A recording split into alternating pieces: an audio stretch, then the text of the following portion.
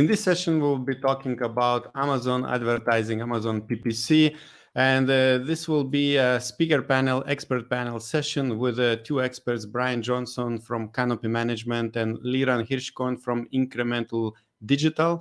And we will try to talk about what mistakes people do when setting up advertising and why it's not working. But any other kind of question is also welcome if you watch online.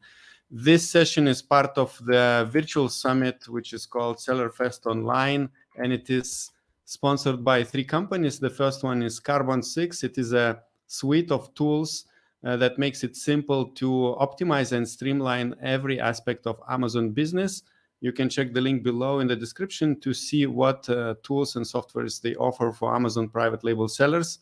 The other company is Quartile. It's an AI-powered advertising optimization platform that makes it easy for sellers and the brand owners to maximize their potential in e-commerce. You will find the link below in the description. And last but not least is Getida, also part of this event. They are Amazon FBA auditing company. They help to maximize FBA reimbursements for sellers of any size. And again, the link is in the description. And if during this session you like the content you hear, don't forget to like and subscribe below this video. And now I would like to introduce our two guests, Brian Johnson and Liran Hirschkorn. Hi, guys. Hello. How's it going? Hi. So let's start with a short introduction, Brian, like what you do and in Amazon space. I just sit around. No, I'm kidding. No, so I've been in the e-commerce space for about 14 years, Amazon for 7, and I focus primarily on growing visibility and sales through advertising and marketing.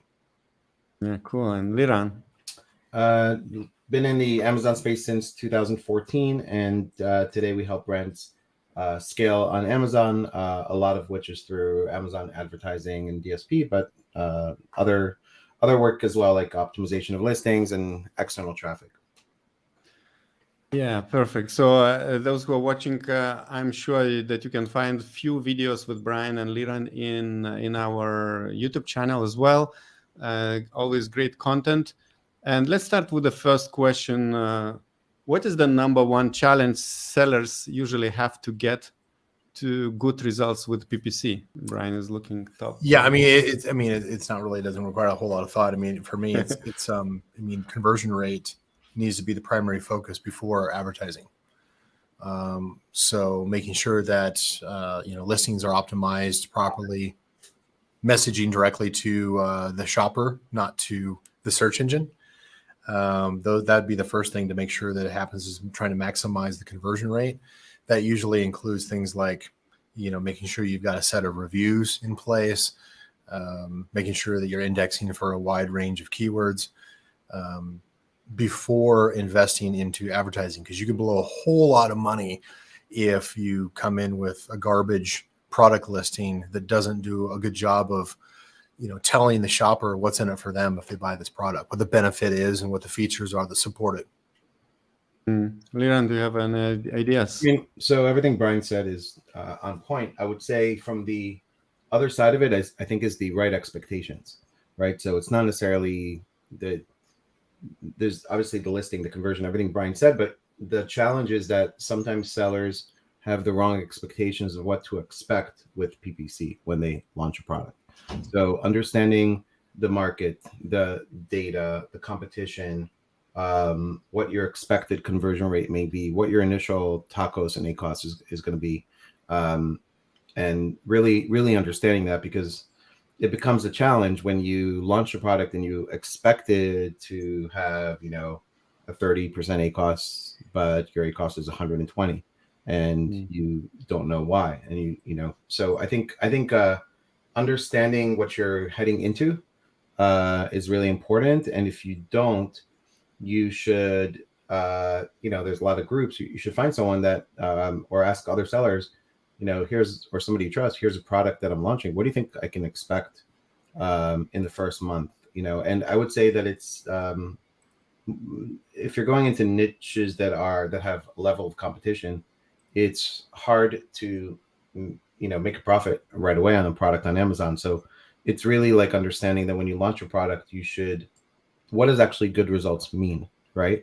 Defining that, because 100% ACOS actually can mean good results if it's driving your organic and doing what you want it to do. So I think understanding what good should look like for a product and the kind of expectations you should have, and then you won't be disappointed when, when things don't happen the way you expect them to, because you have a realistic sense of how things, should go. All right, let's talk about some advertising issues sellers face. So do you have some advice how to increase PPC conversion rates for a new product with no reviews? Yeah. So, think about what are the levers that you can pull on the product, right? So you have the listing. Does your listing tell the story through the images, the bullet points, the A+ content? How are you differentiating? Even if your product isn't different, what are you doing to differentiate it, right? So let's say I'm selling a fish oil and everybody is selling a fish oil too. What angle am I going to take for that fish oil, right? So I might take, fish oil for joint pain and focus just on that. And then when the person looks at my listing, maybe versus another, maybe I can those terms can kind of work better for me because I'm focused on that niche. So that is like one lever you have. Another lever you have is price, coupons, deals. And you should ask yourself the question, why would somebody buy my product? Ask yourself the question. If you don't have a good answer, certainly the customer is not going to have an answer, right? So sometimes it's just a matter of, if you're launching a product and there's similar competitors and they have a lot of reviews, somebody wouldn't buy your product because if it's the same price generally, because why would they? But if you have a discount on it, perhaps they would. And some things you could do to test are obviously testing your creative, but also lower the price $1, see what happens. Lower it another $1, see what happens, and find that point where you are getting, the conversion rates that that you need to get. I think a lot of the work is, beforehand to do this, kind of planning on what is your strategy in the market. Did you read the competitor reviews and find out what people don't like about their product and make your product better, or change up a design or include something else as a result? Did you do that homework ahead of time? It's going to be, the more you differentiate a product that people still want, the less you're fighting on just price and reviews. But if it's oranges and oranges, you want people to compare apples to oranges so that they can't just compare you for price and reviews. Right.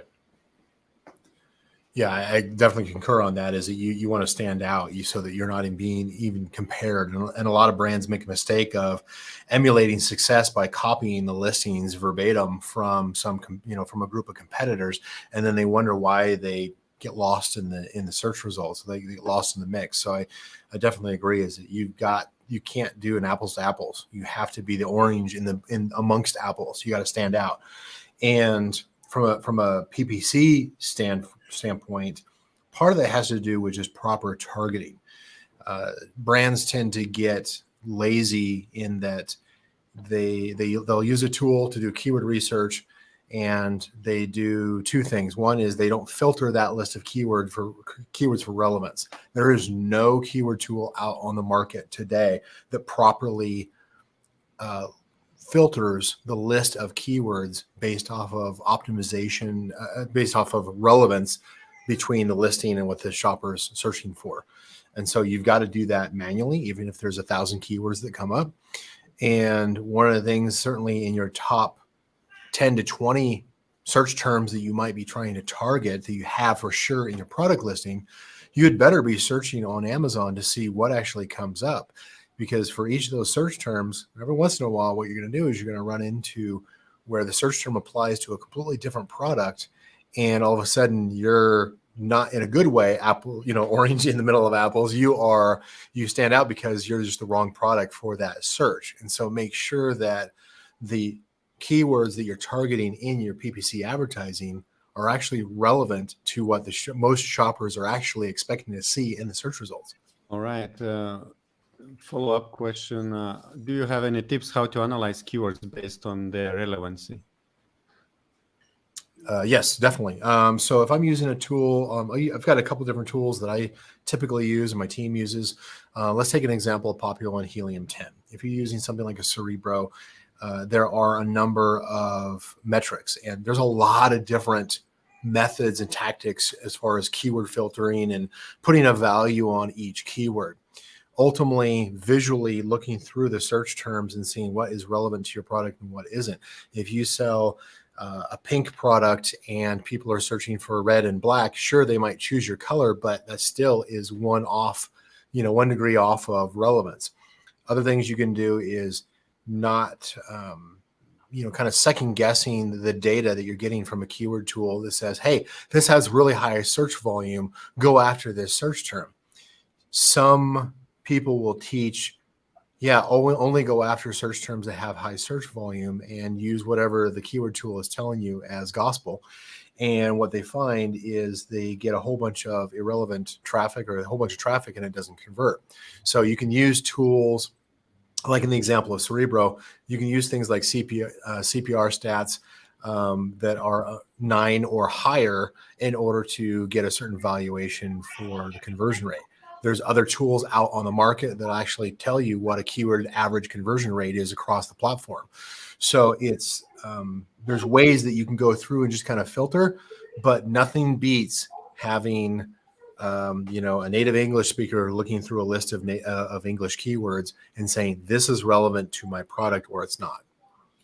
So to add, like on Cerebro or other tools like Data Dive, for example, you can create the results in a way that shows you search volume and relevance, not relevance necessarily to your product, but if you're searching for 10 ASINs, how many of these ASINs are ranking on page 1 for this particular keyword? Right. So if you have 3 ASINs that are ranking for a particular keyword, but on another keyword you have 8 ASINs that are ranking out of 10, that gives you an indication that that is a more relevant keyword across those 10 competitors, and it is likely going to be more relevant. But like Brian said, you're just putting competitor ASINs. You're not putting in there exactly necessarily you're not, like, you have to understand your product and make sure that it's relevant to your product as well. But that's that's another way to understand the relevancy, and not just looking for high search volume keywords. That's a good clarification, because I'll typically use I'll use about 70% of, I'll consider relevant keywords that 70% of my competitive set are ranking somewhere for. That'll definitely increase the chance of being relevant. But yeah, like you said, it's you still have to look at your niche, look at your target audience, and actually, take your top 10, 20 terms, search and see what comes back on the search results. It may not all be your product. And I wanted to, since it's many sellers face the issue of low impressions and drop in impressions. So what could be the reasons of such happenings? Well, I mean, if it's a brand new, let's say it's a brand new keyword campaign, sponsored products keyword campaign, if it's in its first couple of weeks, a common mistake is allowing Amazon to adjust the bid, your default bid based off of what it thinks is going to get the click, get the sale. And since Amazon doesn't typically trust most manual campaigns initially, it's going to reduce the default bid so that you're not even in the running. You're no longer competitive. You're just eliminated. So the signal on that is, if your campaign's getting 0 or very low impressions, probably you're just getting filtered out of the race. You're not even showing ads. One test to see if that is the issue is simply just change your keyword campaign to a fixed bid for the first week or two, and see if it starts showing the impressions from there. That'll tell you whether or not Amazon distrusts your ad and is not showing it, or because it's reducing the default bid down so low that it's no longer competitive.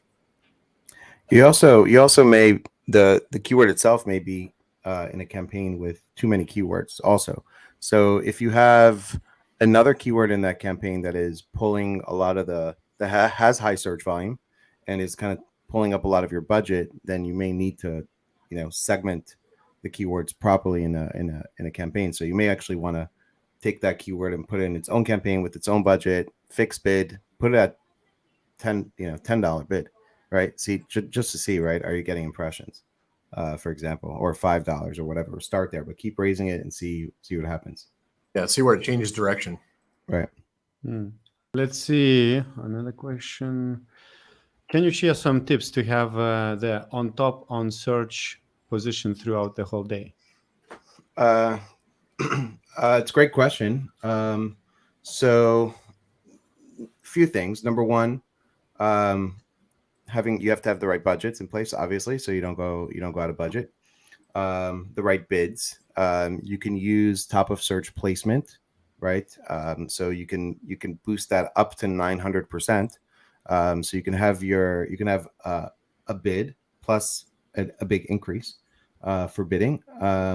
Ultimately, you'll want to have a good click-through rate, right, and relevancy for Amazon to put you there as well. But the other thing that's interesting too now is Amazon just rolled out the Amazon Marketing Stream, which is essentially hourly data that they're putting out.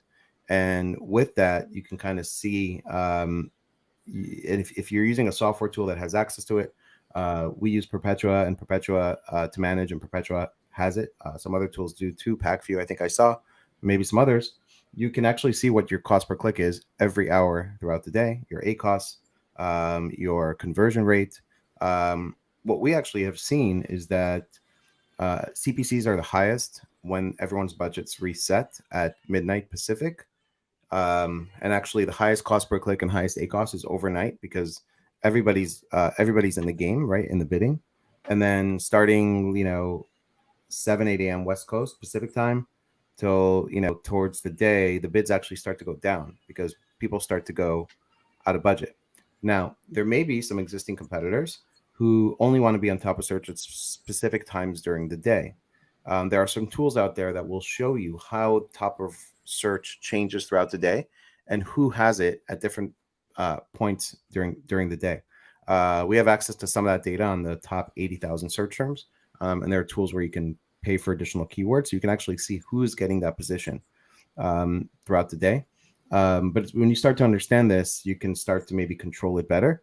What I would say is if you're only on top of search for some of the day, it means that other parts of the day, people are outbidding you, most likely. And so you might need to get more aggressive on your bidding strategy. Yeah, I would probably add to that too, is that you can use similar to what you had mentioned earlier, Laurent, as far as having multiple campaigns. Is it's not like there's really a cap as far as the number of keywords that should be in each campaign. That's kind of a ongoing myth that companies like Quartile like to use, but certainly there is a certain value of segmenting to different campaigns where you've got a set of keywords, maybe not duplicating the keywords, but complemented keywords that are separated into different campaigns, and those have their own budgets, they have their own status as far as a campaign goes. And Amazon may, and certainly different bid levels, so that Amazon has the flexibility of showing those at different times. And that includes different match types, different pages, and that can change based off your bid, based off your keyword match type targeting. Here's an example. The lower bid campaigns or lower bid targets in ads, Amazon may choose not to show those on the first page, but they may show them top of search, but on the third page, or the 10th page even.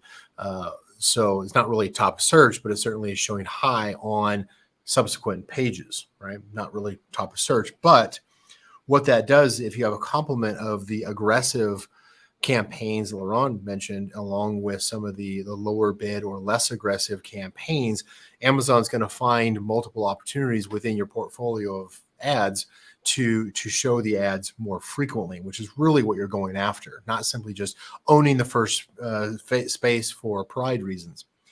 The second thing is, using a mix of keyword match types. If you have fallen in the trap of only focusing in on exact match keywords, then you're probably leaving a lot of money on the table, because Amazon and the ad auction is going to show the ads at different times or different places based off of the shopper's current buying intent, which logically it makes sense that if the shopper's buying intent is to buy today, and therefore Amazon shows exact match, I'd only want to run exact match.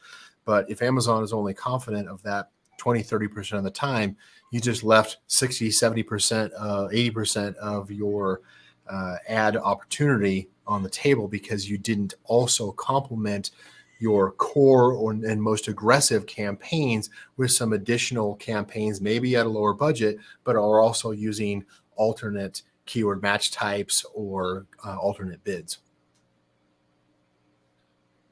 All right. Liran mentioned click per cost per click. So let's take another question related to that.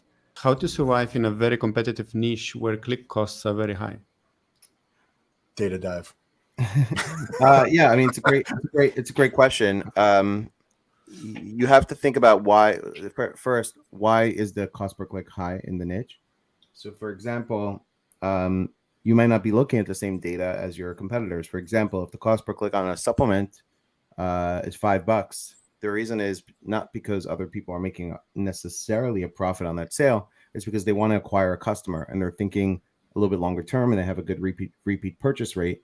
And so people are willing to pay more, right? So are you considering things like that when running your business? Number one.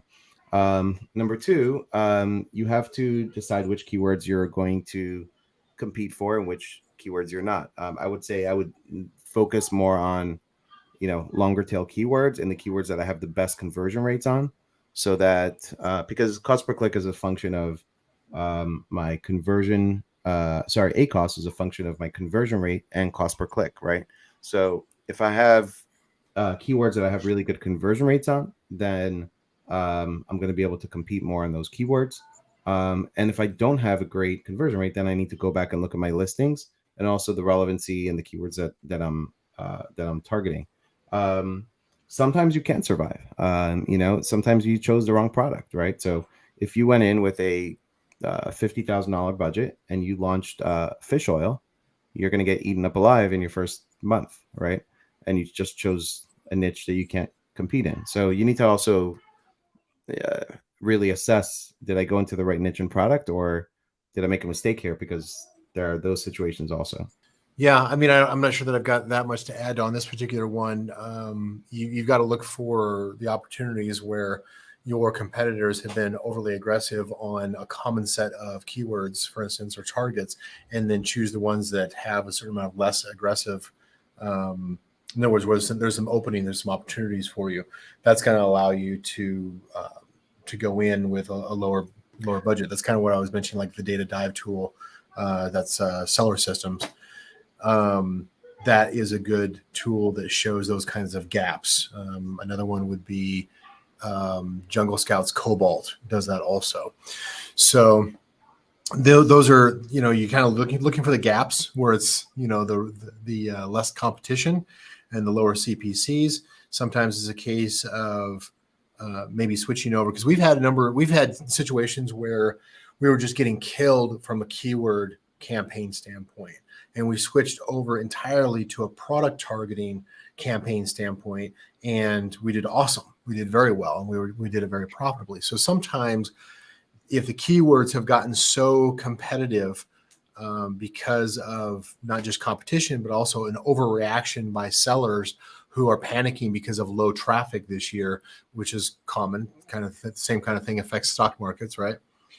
Is maybe try going after some of the ad types that are used less frequently by some of your competitors, like product targeting ad, sponsored display ads, maybe even going into using cost per 1,000 impression type of ads to test it, to see is there an opening there because somebody was too focused on other ad types. We've seen that also with keyword match types, where a whole competitive set was so hyper focused on the exact match type and the phrase match type that they completely abandoned broad match type. We went back and picked up a whole bunch of sales off of a broad keyword match type at a low CPC, simply because we took the time to go in and test it and test for those kind of gaps.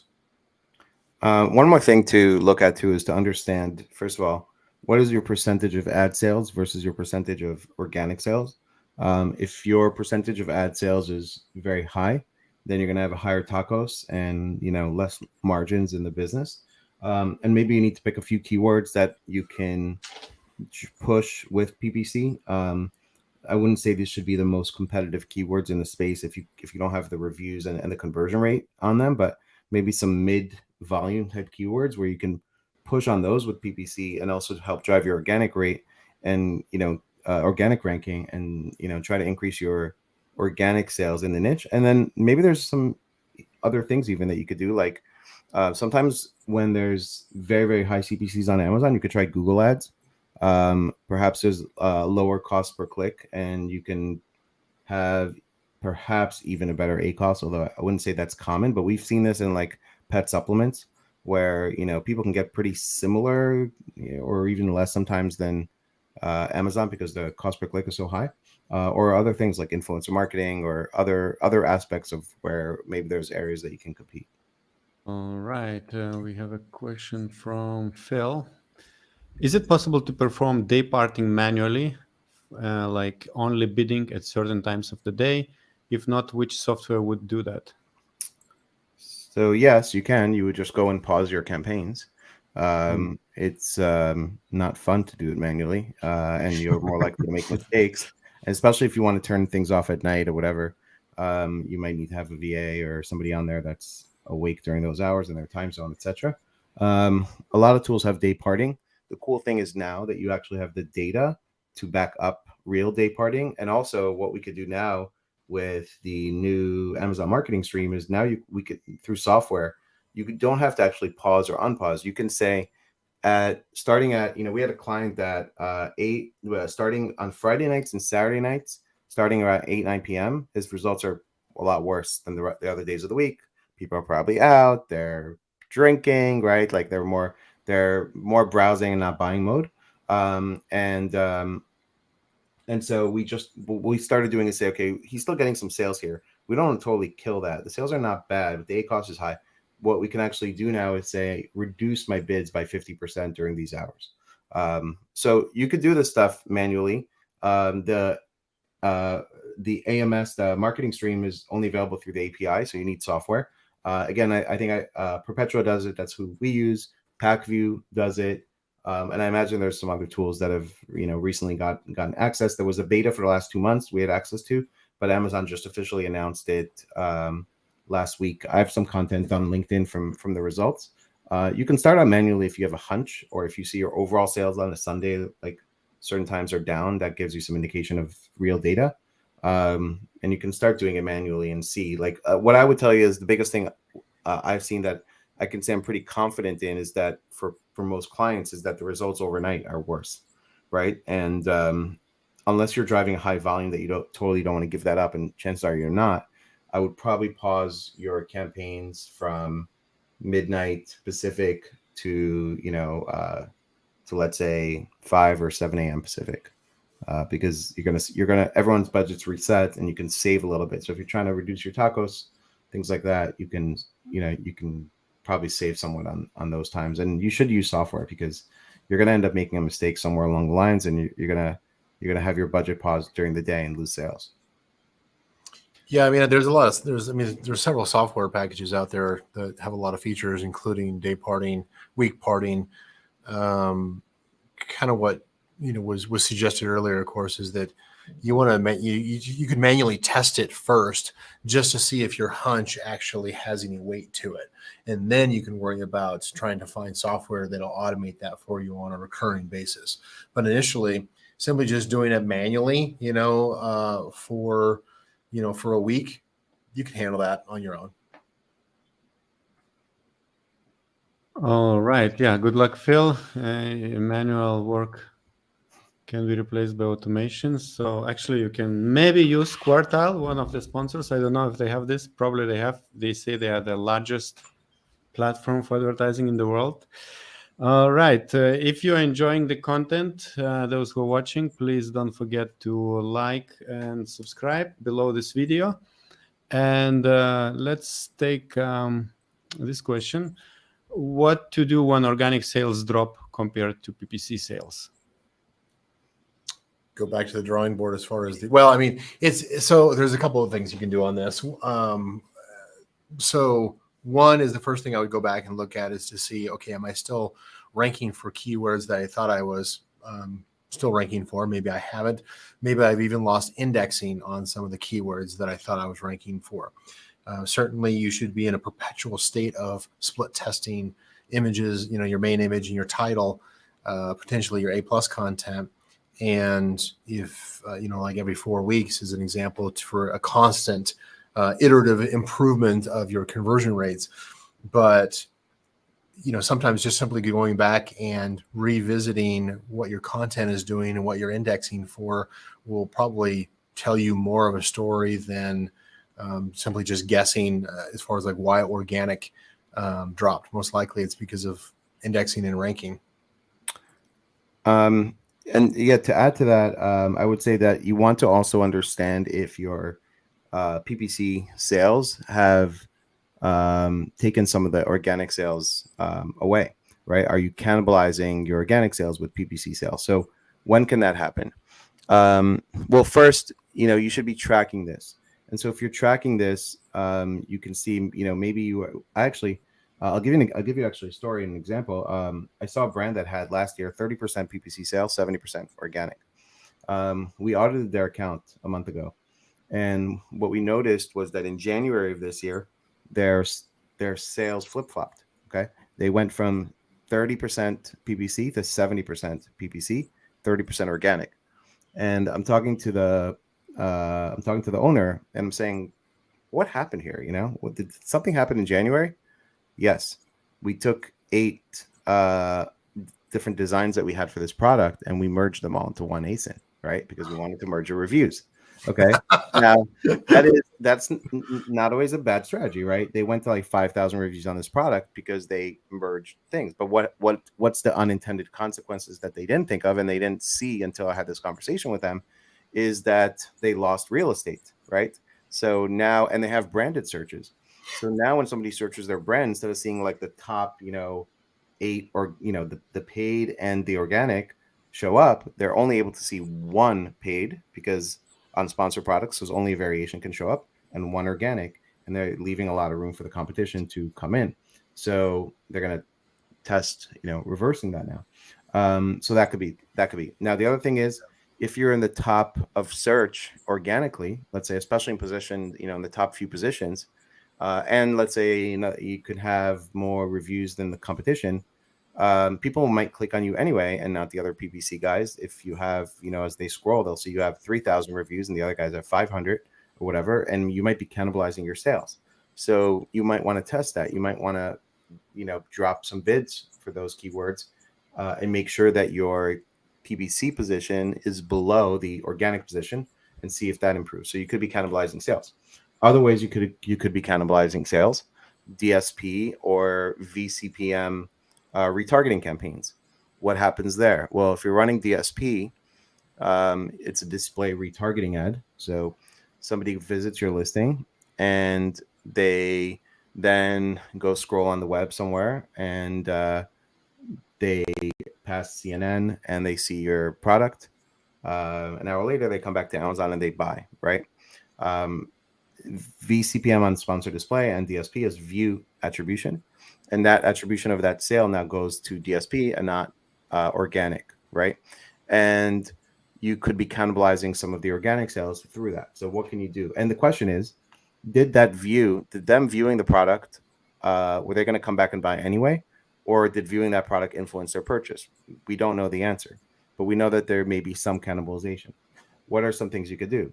If you're doing that with DSP, you can say, I don't want to retarget people the first 24 hours after they visit the listing. So you can minimize some of that. Your ROAS, you'll probably see a lower ROAS, but you'll probably see a more realistic ROAS. And more sales will go to organic. Or if you're doing VCPM campaigns with DSP, with sponsor display, I believe that there's also a decent amount of cannibalization going. So maybe you turn that on. So these are really the things you need to look at. Besides, like, yes, like what Brian said is, maybe you lost keyword ranking because of your indexing or titles and other things that you could be doing just from the SEO standpoint on the listing. Yeah, I mean, we do see occasionally where Amazon will make the wise choice of moving your product to a completely different browse node, a different category. Mm-hmm. And a lot of times they are very resistant now to changing that back because they know better. But that can absolutely disrupt your SEO, your indexing. I like that example that you put up, Laurent, as far as like a company not realizing the consequence of either splitting a listing into multiple standalone listings or combining separate standalone listings into one parent-child structure. Those dramatically affect advertising and SEO and organic ranking. So that is not a small decision to make. Right. And I'm not saying you shouldn't do it because it's not an irreversible decision. But you should, if you are going to do that, you should be monitoring. You should not wait 6 months to find out, hey, why am I, how come I'm seeing 70% PPC sales? You should be monitoring the results and what are the impact of that change, and do I need to change it back? And what I told them to do was basically split up all the listings, see which ones have great ranking out of those 8, and potentially you might want to combine 2 or 3 of them together to build up some reviews, but let the ones that really are ranking and have kind of a decent amount of reviews already on their own keep the ranking, right? So maybe a kind of a hybrid strategy where instead of having 8 variations on a listing, you have 2 or 3 and you end up with 5 listings, for example, instead of 8, and that's somewhere in the middle. But you really need to test these things when you make those decisions. Yeah, that's the advantage of working with an agency in general, is they typically have higher visibility. We might be able to compare it across multiple niches across the entire marketplace and see it from a much higher level to say, like, okay, what you're experiencing, it's not you, it's the system, or it is you. We need to diagnose this sooner than 6 months and get it solved quickly. Okay, thanks. Good insights. Nice discussion. Let's take one more question. How can sellers have better control over the PPC spend to stop burning their money? Focus. Pareto, 80-20.